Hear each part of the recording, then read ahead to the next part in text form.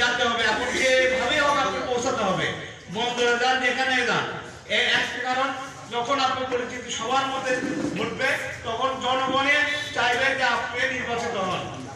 আর একটা বিষয় যে আমি যে সময় থেকে রাজনীতি করি সেই সময় থেকে আমি ইকবাল ভাইকে কাছে পাইছি।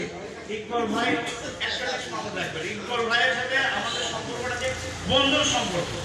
ইকবাল ভাই কিন্তু আমরা কখনো জোড়াও করছি তাই এটা করলেন না।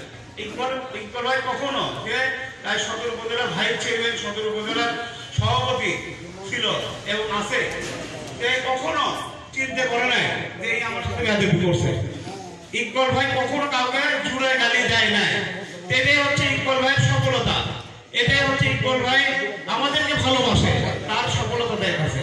যদি ইকবাল ভাইয়ের দ্বারাই অথবা ইকবাল ভাইয়ের দ্বারা যদি কেউ কষ্ট পায় থাকে অথবা ইকবাল ভাই আপনাদের এলাকায় যায় নাই তাতে যদি কষ্ট পায় থাকে, আমি আমার শহর যুব সমিতির পক্ষ থেকে ইকবাল ভাইয়ের পক্ষ থেকে আপনাদের পায়ে ধরে সালাম মাফ চাচ্ছি যে আপনারা ওটা ভুলে যান, ভুলে যায় আগামী দিনে আমাদের ইকবাল ভাইকে এবং শিল্পী আপাকে নির্বাচিত করতে হবে।